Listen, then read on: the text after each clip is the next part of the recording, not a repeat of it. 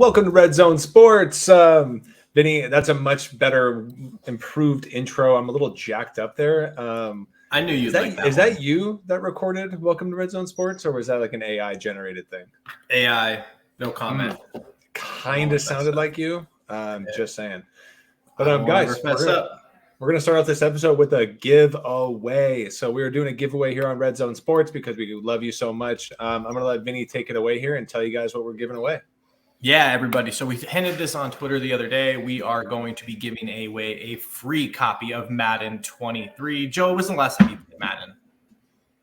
It's been actually about like 7 years. Solid. Okay. But I used to be addicted. Okay, that's good enough. I know a lot of people out there still play. Seeing it hot in the streets. I think it comes out on Friday, but we are going to be giving away a free copy. So how to enter? Follow us on Twitter at Red Zone Sports. Subscribe to this channel on YouTube, and then in the comments of this video right here, drop us your Twitter handle in the comments. We will run this for about a week, and then we will go ahead and select the winner.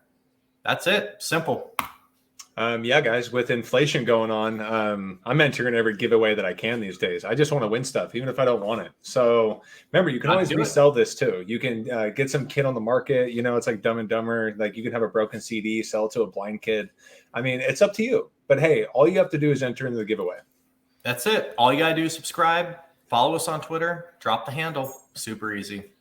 There you go. All right, guys. Well, go ahead and do that. And then we're going to start the episode here with we're doing the NFC South when it comes to offensive firepower that we're looking forward to in fantasy. We'll talk a little best ball, DFS action, maybe some just year-long leagues in general, and like who makes sense where and why. I don't know about you, Vinnie, but like this is my most like interesting division to talk about. There's a lot of like, yeah, this is the worst division I think by record this year. If you do overall win-loss, this is the worst division by the end of the year. But that doesn't matter when it comes to fantasy football. It doesn't matter when it comes to getting fantasy points. And I think there's a lot of random fantasy points on the board here. Guys that are really cheap in DFS, guys that are dropping really low in best ball. And it's just because their teams kind of suck. Mm-hmm. But in the end, fantasy points are fantasy points.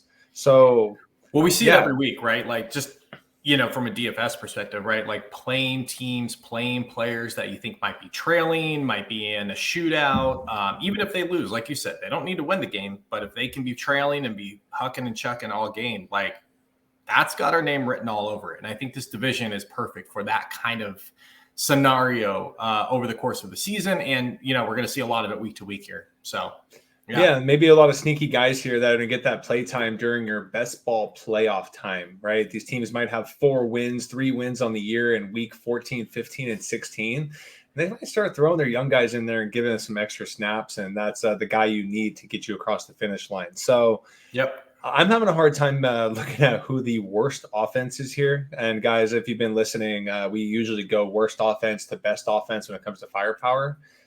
And I'm just looking at a bunch of average teams. So who do you think is the worst team? And we can start with them. I think the one with the probably biggest question mark or the second biggest question mark, however you want to slice it, is, you know, losing the best quarterback of all time in Tom Brady, right? I think we have to start with Tampa. I think they still have a lot of pieces in place. You know, I think the offensive line is okay. They still have weapons, right? We talk about like just a roster from a talent perspective. Like Mike Evans is, I think this is correct, never had less than 1,000 yards receiving, you know, and you have Chris Godwin there running in on the other side. And then we saw Russell Gage actually go down for the season today. So it's kind of good timing that we didn't do this pod yesterday, but they've got other guys there. You know, running back Rashad White, but the biggest question mark is going to come from the quarterback position. And if you think Baker Mayfield is a guy who can at least compete and keep this team competitive, then maybe they're not going to be as bad as people think. But I don't know. What's kind of your take overall on this team? Yeah, I've always been, again, I'm not like super high on Baker. I'm not going to say he's a top 10 quarterback in the league or anything, but like Baker's fine, right? Like, again, Baker did lead the Cleveland Browns to a playoff game. Right? Like he's not this like terrible player. I mean, the Browns can arguably just be a terrible franchise. He is a middle of the road quarterback, but he's not shit. Right. I hope he gets the start here and they don't give it to Kyle Trask. I mean, you can't judge even Mayfield at the end of the year last year, right? Signed on with the Rams and just kind of had to jump in there and figure things out. So he's got all the weapons. I love Mike Evans. Mike Evans, year in and year out, is one of my favorite players. It's not even just as a football player. Like, that guy's a person. Yeah. I love that dude. Like, he's an absolute dog. He doesn't miss games. Yeah. He's Mr. Consistent, right? And he's great in the red zone. And I think he's going to be, like, again, a person that makes Baker Mayfield look a lot better than he is. Chris Godwin, you got to remember, last year was coming off an injury and just kind of like trying to squeeze it out for Tom Brady's last season. Like, Chris Godwin, there's been no news about him this offseason. Absolute silence, which I am loving. I think Chris Godwin can actually have a monster season because he really profiles as a guy that catches the ball over the middle, turns it upfield, and gets a lot of yak. Those are easy throws for Mr. Short Baker Mayfield. The offensive line still looks great, right? Yeah, I mean there's some veterans. They got to stay healthy. Right? There's some old guys on this line. But, I mean, if they stay healthy, like, I think they can be a lot better than people think.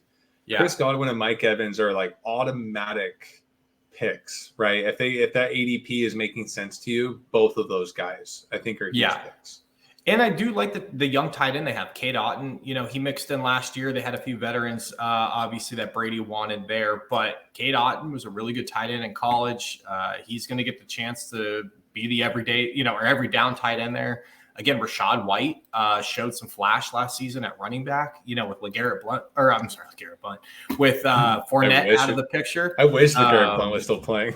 Right. But with Fournette, gone, like, this is his show now. And yeah, man. And they have a few interesting young receivers as well. Trey Palmer was a guy at Nebraska that just, like, never quite lived up to the hype. And then Raheem Jarrett out of Maryland. Both those guys are big play receivers. I think Trey Palmer caught a touchdown this last weekend in preseason. So with Russell Gage now out of the picture, like, one of these young guys kind of step up, like, this team, I think, has a chance to not be quite as bad as people think. So, but I'm with you. I think, Evans, Godwin absolutely have to be on the radar in all your drafts. Rachaad White, I think, is going to be the bell cow there. Cade Otton's very playable. And again, if I don't mind, like, with one of your last picks, if you're taking a Baker Mayfield in a best ball, right? Because if he can just be serviceable and not turn the ball over, this team's going to score some points. They're too good. They have too much talent, Mike Evans. Well, look, if you're in best ball, right, he's your third quarterback that you pick really, really late in the draft. And it's like, you still need a guy like that. Like, if your top two quarterbacks go down, you still need a starter. Yeah. Right. And Baker is going undrafted in some of these best balls. So you can take him really late as a security blanket at the end. And I think he can put up some good numbers. Yeah. The other player that I've been taking really late, and this is like boomer bust, and this is my last round pick in a few drafts, it's Chase Edmonds, right? I think a lot of people forgot about Chase Edmonds last year. The dude is super versatile. The offensive coordinator for the Bucs in the offseason has been praising how versatile Chase Edmonds is. Right, with Russell Gage going out, especially, I can see them using Chase Edmonds in a lot of strange ways, right? Because he can catch the ball, he can line up in the slot. He's not going to be your every down back. That is Rachaad White. But Chase Edmonds might get you a couple of spike weeks, and if you have those picks like 236 to 240 at the very end of your best ball draft, there's not much to go off of, right? And it's like Chase Edmonds could be that spark that really gets you across the finish line. Yeah. I like it. Cool. I think that pretty much covers it for Tampa. All right. Who's next? Who is next? Let's see. I think we got to talk Carolina, right? Rookie quarterback. I think so. That's probably the next offense that not great. I'll let you start off on this one. All right. So, yeah, I mean, he was the best quarterback in the draft, no doubt about it, right? Like, Bryce Young was the magic man at Alabama. Like, they definitely did not have the same talent last year. They still won 10, 11 games down there. Like, the dude is a playmaker. I think the one thing that is really concerning with this team is offensive line. Can they protect him? They also, in order to go get Bryce Young, gave up their best weapon in DJ Moore, in that trade, which is not ideal. But I said this in my kind of running back preview the other day. If you guys haven't seen that video, go check it out. But one of the guys that I'm going to lean on pretty heavy in a lot of my drafts is Miles Sanders. He got the bag from Philly. He had his best season last year.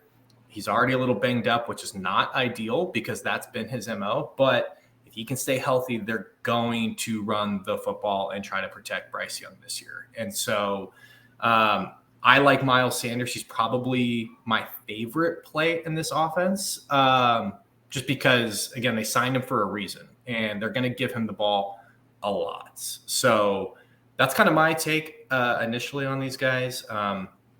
Hayden Hurst, I think, is a really interesting tight end who I've been taking a lot just because we talked about it the other day. But tight end is a young quarterback's best friend. Hayden Hurst, played in Cincinnati, was really productive there. Like, I think he can be a good outlet. And then, you've got receivers who I think it's unproven. Like, you know what I mean? Like Adam Thielen, what's he got left in the tank? I don't really know. DJ Chark. We always talked about last year with Thielen. It's just, I love Thielen. The dude's been an absolute stud, but it was like he lost a half a step last season. Yeah. And the Vikings have moved on, right? And the Panthers, I feel like they're kind of just piecing together this offense, and they're starting it off with Bryce Young. They got a bell cow running back, and they are just trying to build this thing up for Bryce Young. And they got to put some receivers out there with some experience that are going to help Bryce Young out. Not some young receiver that's going to make a lot of mistakes and cause him to throw a lot of interceptions, but a guy like Adam Thielen is going to be running a lot of those safe routes. He's going to be a security blanket for Bryce Young. And if you're playing any kind of PPR format, he's going to catch a lot of balls this year, I think. Yeah. And, but the most intriguing one, especially since Marshall got injured, we'll see how big that is. Jonathan Mingo, second round pick. The dude is an absolute beast, right? And again, you got Thielen and DJ Chark as the two guys that are out there with him. I don't know if Jonathan Mingo is going to be a guy at the early part of the season to light it up, but there is a point of the season where I think Bryce Young and Jonathan Mingo start getting a groove for each other, and we start seeing some fireworks. Dude, he was, like you said, he was a baller at Ole Miss, like absolute stud. I'm with you, man. He's got all the talent in the world. He's already listed as a starting receiver, which we see early in camps a lot of times. Like, they make like young receivers kind of work for it and like work their way up the depth chart. And so might be a lack of like talent that they're just like, well, we got no one else. Like, we need to get this guy in here. But you're right. I mean, it took him in the second round, a high pick. Like, he's going to play a lot. And if him and Bryce can get a little thing going, there could be some fireworks. Yeah, that's who they believe in, right? Like, that's the big thing these days. It's like, it used to be like, okay, draft a quarterback, get a left tackle. Mm-hmm. Now it is draft a quarterback, get him a very high-powered wide receiver that can make him look good, right? And it's like they entrusted Mingo in being their guy, right? Being the stud, because it ain't Thielen. It definitely ain't DJ Chark. Like, I'd be surprised if Chark even starts the season. He's just been a disappointment since he's really come back from that injury. He never really came back from. Every year we hear it's DJ Chark time, and it's like it's never happened, right? So I'm with you. And one thing that's kind of interesting, Jim always talks about this, is taking like in your best balls, like a stack at the end of your draft, because that back end stack could win you some weeks for sure. Is you can take a Bryce Young, Jonathan Mingo really late in your draft. Like, you can take that combo; it's there all day past like round 14. And that's a very like strong, little like 1-2 combo. That's like your secondary stack on your team. So I think that's a really interesting play. In terms of like sleeper guys, I just don't really see it, man. Laviska Shenault rears his ugly head again. Well, look, Shenault's gonna be that dude that you're gonna be able to get him in DFS one week for like $3K bare min, and he catches like a smoke screen and takes it 85 yards to the house, and that's the last you're gonna hear about Shenault. Right? So like, we all know that dude's like absolutely skilled, but like they have to literally drop the perfect play for him to like be Deebo Samuel, right? Like, which he's not, but they try to make it look like he is. Yeah. So I think again, a lot of this hinges on, if the offensive line can stay upright, if they can improve, in that area. I think Panthers could be interesting. I don't see them winning a ton of games. I think they're going to be a team, in 2-3 years, that's going to be someone to watch out for. But like you talk about this, this could very much be a team that like weeks 10 through 17, they start to really like kind of find their groove. And it's going to take Bryce Young a little bit of time, but again, this is a guy that moves the offense and he's going to be solid. And Yeah. So again, my favorite pick out of this offense is Miles Sanders, kind of followed by Hayden Hurst / Mingo. But I think, you can take some bits and pieces from this offense. I think Sanders is again that bell cow that you're looking for, right, for a season. He just needs to stay healthy. That's his biggest MO, and he's already got a groin strain, which I was like, oh no. But they're going to shut him down until the season, and we'll see what happens. So yep. And then Mingo is more of our firework guy. So yeah, exactly.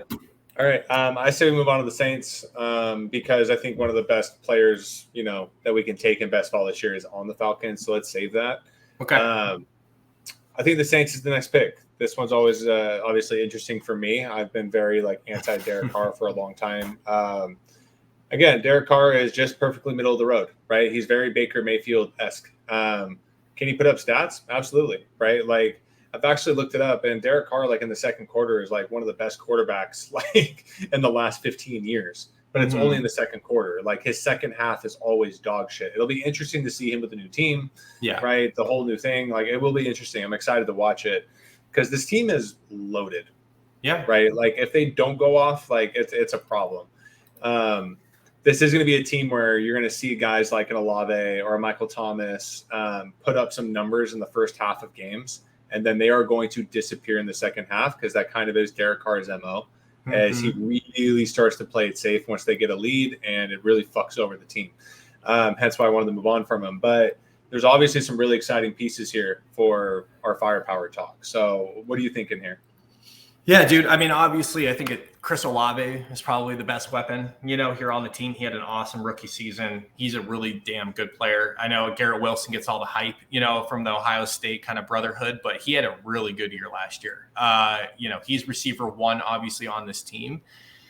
We'll see what Michael Thomas brings to the table. He escaped preseason game one without injury, which is a dramatic, surprise. I don't know what to expect from him. You know what I mean? Last year, I took a bunch of them thinking he'd bounce back, and sure enough, he played about a quarter and a half and then shut it down.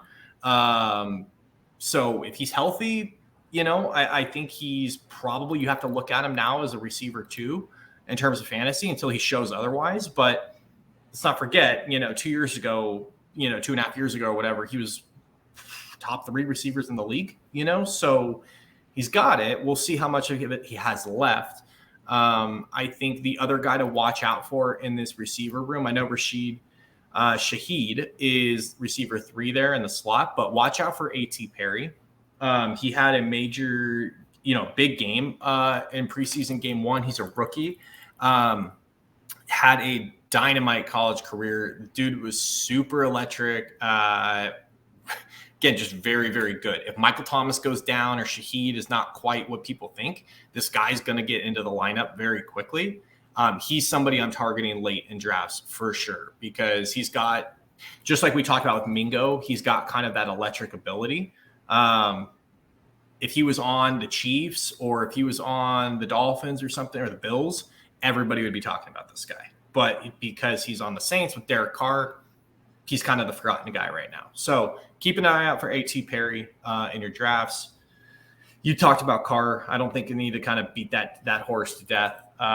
He's dropping to 150 plus, right? And best ball. So I took a few shares of him, because for the Baker thing with the weapons around him, he can have a really good year. It's just from a football standpoint, he's not going to be, your franchise top echelon quarterback, Yeah.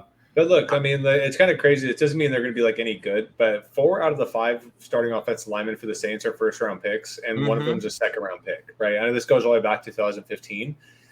That's a lot of prestige. So it's this should be a good offensive line. They got the receiver talent if they stay healthy. Jamal Williams is one of those guys that is going to go so underlooked. So funny you bring him up. Yep. He is going to have multiple touchdown games. And I'm not saying this is going to be all season. But just like last year, he's going to have moments where he literally has 3 touchdown games with 50 or 60 rushing yards. And the reality is Derek Carr's biggest nemesis is the red zone. Mm-hmm. He has a really hard time putting the ball in the end zone. So how much they rely on the running game, Jamal Williams has proven that he is an excellent goal line running back. Yeah, they're going to lean on him. Obviously, Kamara is suspended for the first 3 games, right? So he is going to be the lead guy. The second running back in line is Kendre Miller, who they took in the third round, who was an absolute beast at TCU last year. Was one of the main reasons why they got as far as they did the national championship game. He banged up his knee a little bit. It sounds like he's going to be ready for week 1, but we just know how these offenses work. He's going to miss the next couple of weeks. They're not going to put a rookie in week 1 in like pass protection and, trusting him a whole lot. Like he's going to get his totes, but it's going to be Jamal Williams for the first couple of weeks. Heavy doses for sure. And then you're right.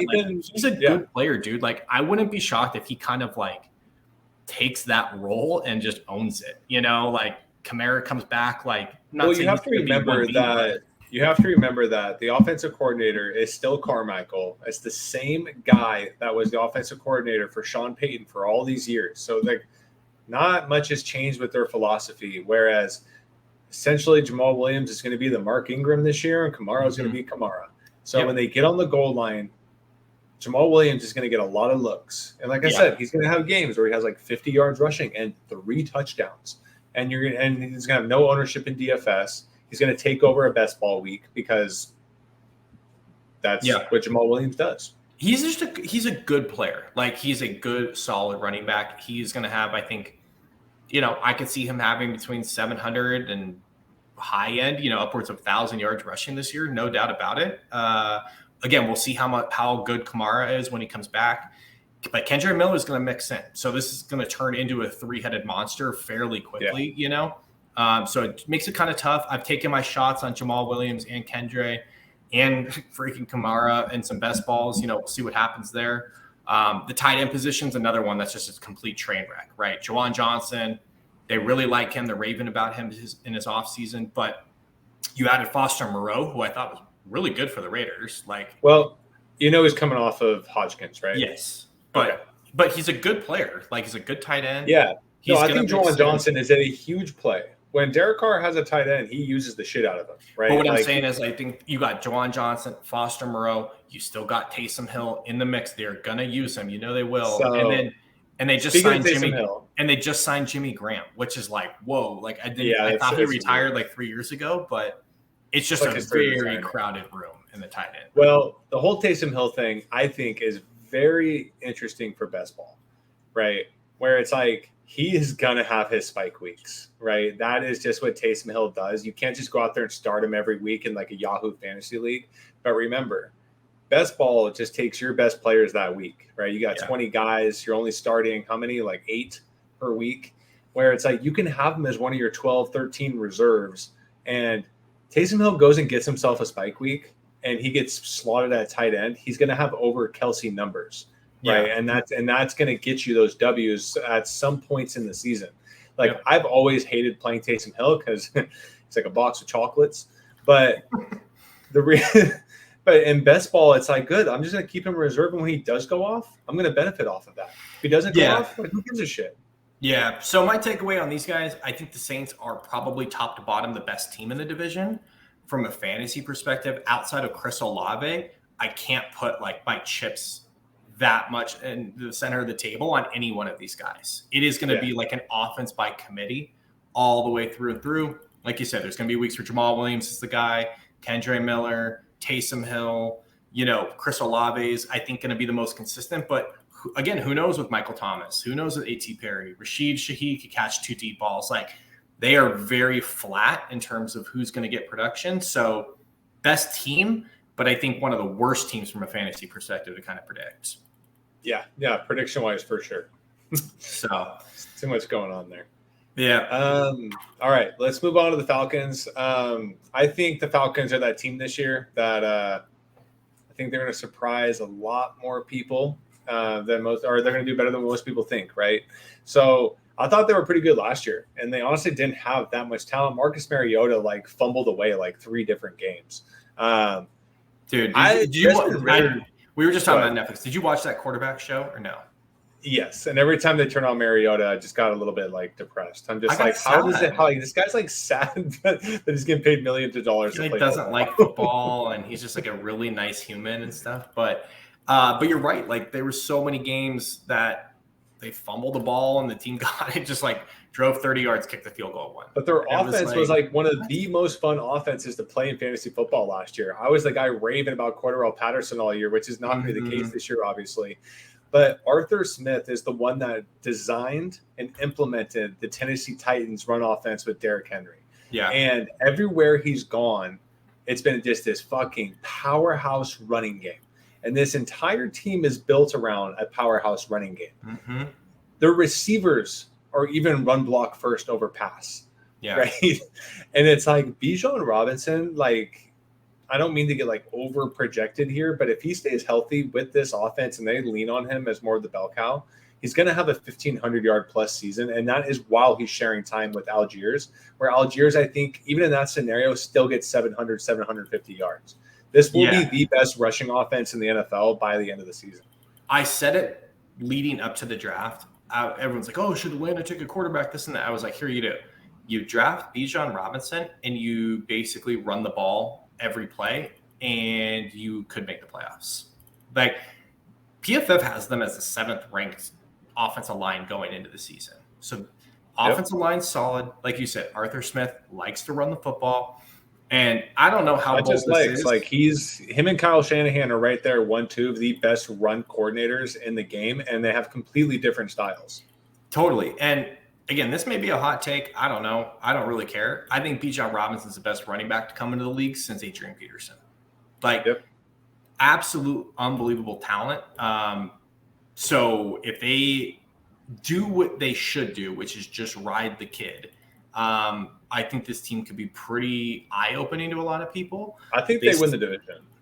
I would not be shocked. Like, again, their defense has major question marks. So, like, I know this is an offensive thing, but, like, defense is going to be an issue for them, but they're going to score points. Like, but if they're not turning the ball over and they're running the ball like they are, their defense doesn't really have to be that good. For sure. And so you have Bijan. We'll see what Desmond Ridder can bring. He definitely improved in the second half of like his starts last year. Well, he got better when he went in though for Mariota, it was like an obvious like, oh, that's the guy that should be out there, right? And it was like you couldn't like put your finger on it, but you're like, no, that's the starter right there. Yeah, his stats weren't great, but like he did not look overwhelmed in my opinion. I thought the other eye-opening thing is in their first game, like he wasn't suiting up with the other starters. So like they feel pretty comfortable with him. No, they've already said like they go, no, that is our quarterback of the future too. Yeah, like, this is our guy. They're fully committed. So they feel super comfortable with him. I think Drake London. Look what he did with Cincinnati, man, in college. Like that's impressive what he did there. Totally. You have Drake London, who had a good rookie year. He's only going to get better. They took him really high last year. They've got your boy Mac Daddy Hollins, which by the way, guys, like I don't like Mac Hollins, but like he is legitimately the best run blocking receiver in the league. Like that dude's gonna be blocking downfield, and this is what Josh Jacobs had a huge year last year. A lot of Josh Jacobs' big runs were like sprung by Mac Hollins blocking downfield on a safety or something, right? So like I think again, Mac Hollins for this run, he's another guy. It's perfect.